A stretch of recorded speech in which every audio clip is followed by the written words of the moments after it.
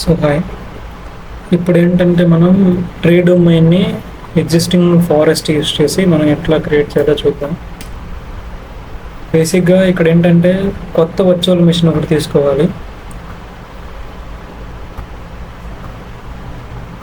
So కొత్త virtual తీసుకున్న తర్వాత ఫస్ట్ థింగ్ ఏంటంటే దానికి మనం ఐపీ అడ్రస్ అసైన్ చేయాలి.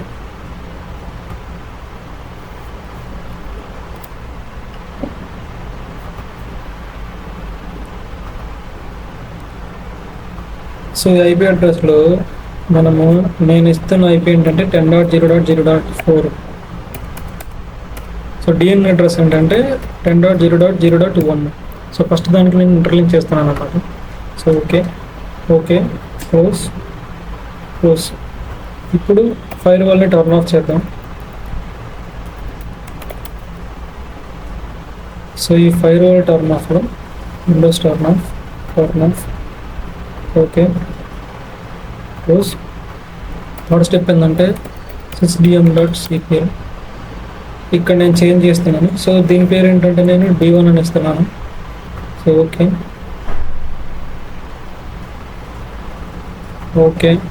యూ మస్ట్ రీస్టార్ట్ చేస్తాం. సో రీస్టార్ట్ అయిన తర్వాత ఏంటంటే మనం మన సర్వర్ మేనేజర్లో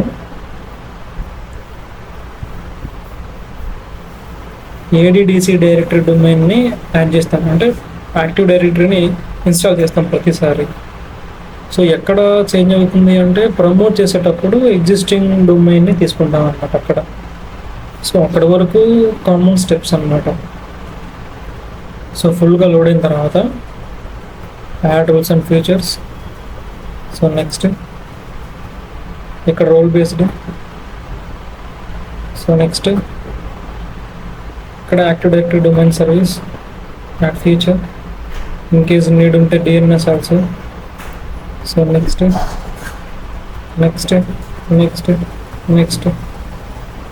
రీస్టార్ట్ ఇన్స్టాల్. ఇది ఇన్స్టాల్ అయిపోయిన తర్వాత దీన్ని ప్రమోట్ చేస్తాం. సో ఇన్స్టాల్ అయిపోయిన తర్వాత దీన్ని ప్రమోట్ చేస్తాం. సో ప్రమోట్ స్టెప్లో ఏంటంటే ఇక్కడ బేసిక్గా మనం సెలెక్ట్ చేసుకునేది ఏంటంటే ఎగ్జిస్టింగ్ ఫారెస్ట్ని సెలెక్ట్ చేసుకుంటాం. అంటే ఆల్రెడీ ఫారెస్ట్ ఉంది. సో దాన్ని యూస్ చేసుకుని నేను ఒక ట్రీ డొమైన్ని క్రియేట్ చేస్తున్నాను. సో ఇక్కడ సెలెక్ట్ డొమైన్ టైప్లో ఏంటంటే ట్రీ డొమైన్ టైప్ని క్రియేట్ చేస్తాం. బేసిక్గా ట్రీ డొమైన్ ఏంటంటే కొత్త విఎం లాగా లేదంటే కొత్త యాక్టివ్ డైరెక్టరీగా వర్క్ అవుతుంది అనమాట.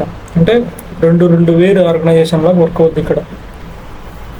సో ఫారెస్ట్ నేమ్ ఏంటి మనం తీసుకునేది ప్రీవియస్గా ఉన్నదంటే .com. At the same time new domain name ఏంటి అంటే మనము ఇప్పుడు కొత్తగా తీసుకుంటుంది అంటే కొత్త డొమైన్ ఆర్గనైజేషన్ నేమ్. సో నేను zxc.com అని ఇచ్చాను. .com ఇది ఫుల్ నేమ్. ఎందుకంటే రూట్ డొమైన్ ఇదేంటి ట్రీ డొమైన్ చేస్తున్నాం. చైల్డ్ డొమైన్ అయితే ఫుల్ నేమ్ అవసరం లేదు. సో ఇదేంటంటే ట్రీ డొమైన్ కాబట్టి మనం ఫుల్ నేమ్ తీసుకుంటాం. సో చేంజ్లోకి వెళ్ళి మన ప్రీవియస్ తేదీ అడ్మినిస్ట్రేటర్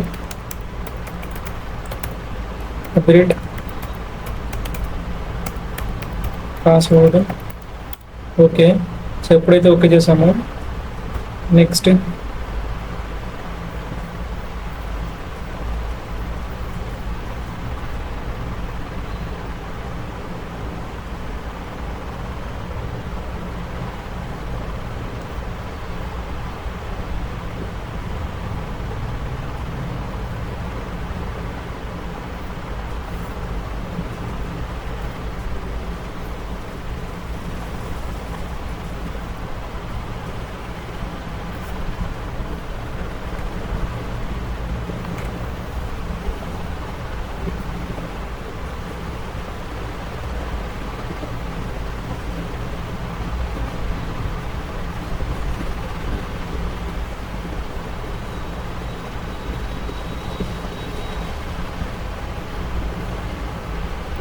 సో ఇక్కడ ఏంటంటే మనం డిఫాల్ట్ సెట్టింగ్స్ని ఆఫ్టర్ చేస్తాం.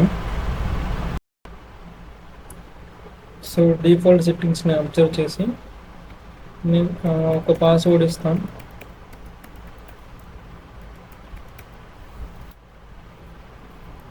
సో డిఎన్ఎస్ క్రియేట్ అవుతుంది. మనం ఇచ్చిన లేటెస్ట్ జెడ్ఎక్స్సి అనే .com ఇక్కడ మనకి డొమైన్ నేమ్ కనిపిస్తుంది. సో నెక్స్ట్ ఎక్కడెక్కడ స్టోర్ అవుతున్నాయి, ఎక్కడెక్కడ అనేది లాగ్ ఫైల్స్ చూపిస్తుంది అనమాట ఇప్పుడు. సో నెక్స్ట్ మన కాన్ఫిగరేషన్ ఫస్ట్ నుంచి మనం ఏమైతే చేంజ్ చేసుకుంటూ వచ్చామో అది మొత్తం డిస్ప్లే అవుతుంది. నెక్స్ట్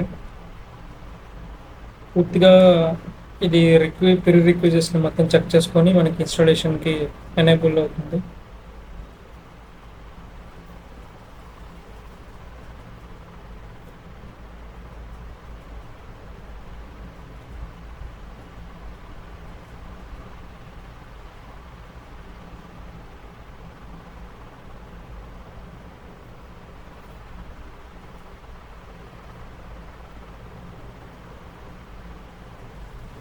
సో టోటల్గా ఇన్స్టాల్ అయిపోయిన తర్వాత ఆటోమేటిక్గా రీస్టార్ట్ అవుతుంది. రీస్టార్ట్ అయ్యి మళ్ళీ లాగిన్ అయిపోయి అప్పుడు చెక్ చేస్తాం వెరిఫై. సో మొత్తం రీస్టార్ట్ అయిపోయిన తర్వాత మన విషయంలో మనం ప్రూఫ్ చేయాల్సింది ఏంటంటే, సో బేసికల్గా లోకల్ సర్వర్లోకి వెళ్ళి మన డొమైన్ ఏదైతే ఉందో దాన్ని చూసుకుంటాం. సో సర్వర్ మేనేజర్లో లోకల్ సర్వర్లో మనం ఇచ్చిన వర్క్ గ్రూప్ నేమ్ ఏంటంటే ZXC.com. సో ఇది బేసిక్గా నార్మల్గా డొమైన్ కంట్రోలర్ కన్వర్ట్ అయిన తర్వాత వచ్చే డొమైన్ నేమే అని అనొచ్చు. సో ఇక్కడ మన వెరిఫికేషన్ ఏంటంటే, ఇక్కడ టూల్స్లో active directory domains and trusts ఉంది. సో దాన్ని క్లిక్ చేస్తే మనకి పేరెంట్ అండ్ ట్రీ డొమైన్ రెండు కనిపిస్తాయి. సో పేరెంట్ నేమ్ ఏంటి అంటే QWG.com. So tree domain name ఏంటంటే ZXC.com. సో వీటి వల్ల బేసిక్గా యూజ్ ఏంటంటే, సో ఈ first domain name something google.com అనుకుందాం. సెకండ్ నేమ్ అనేది లైక్ microsoft.com అనుకుందాం. సో ఇవేంటంటే రెండు సర్వర్లు, సో రెండు ఆర్గనైజేషన్లు అనమాట. ఇప్పుడు వీటిని ఇంటర్లింక్ చేయడం వల్ల ఏమవుతుందంటే, microsoft.com ఆర్గనైజేషన్లో ఉన్న యూజర్స్ google.comలోకి లాగిన్ అయ్యి డేటా లేదంటే కమ్యూనికేషన్ చేసుకోగలరు. అట్ ద సేమ్ టైం గూగుల్లో ఉన్న వాళ్ళు మైక్రోసాఫ్ట్ వాళ్ళకి కమ్యూనికేషన్ చేసుకోగలరు. అంటే ఇది రెండు ఆర్గనైజేషన్లో. ఒక ట్రీ ఏంటంటే ఒక ఆర్గనైజేషన్ అనమాట. సో ఎగ్జిస్టింగ్ ఫారెస్ట్ అంటే ఎగ్జిస్టింగ్ డొమైన్ ఒకటి ఎంచుకొని న్యూ ట్రీని క్రియేట్ చేసాం. ట్రీ ఏంటంటే నథింగ్ బట్ ఒక ఆర్గనైజేషన్ అనమాట. సో ఈ ఆర్గనైజేషన్ క్రియేట్ చేసుకొని ఇట్లా ఉంచాం. దీనివల్ల యూజ్ ఏంటంటే, ఆ ఆర్గనైజేషన్లో ఉన్న యూజర్స్ ఈ ఆర్గనైజేషన్లో ఉన్న యూజర్స్ ఇద్దరు కమ్యూనికేషన్ తీసుకోగలరు. సో అంటే ఎవ్రీ డేటా అనేది ట్రాన్స్మిట్ అవుతుంది అని దీని యొక్క ముఖ్య ఉద్దేశం. సో బేసిక్గా మనం ఇక్కడ వరకు ఏం చేసామంటే, సో ఫస్ట్ మనం active directory so additional domain controller ఒకటిని ఇన్స్టాల్ చేసాం. సెకండ్ చైల్డ్ డొమైన్ ఒకటి ఇన్స్టాల్ చేసాం. ఈ థర్డ్ వన్ ఏంటంటే ఒక న్యూ డొమైన్ అంటే ఒక ట్రీ డొమైన్ని క్రియేట్ చేసాం, ఎగ్జిస్టింగ్ ఫారెస్ట్ని యూజ్ చేసుకున్నాం. సో ఈ 3 స్టెప్స్ అనేవి మెయిన్ అనమాట మనకి.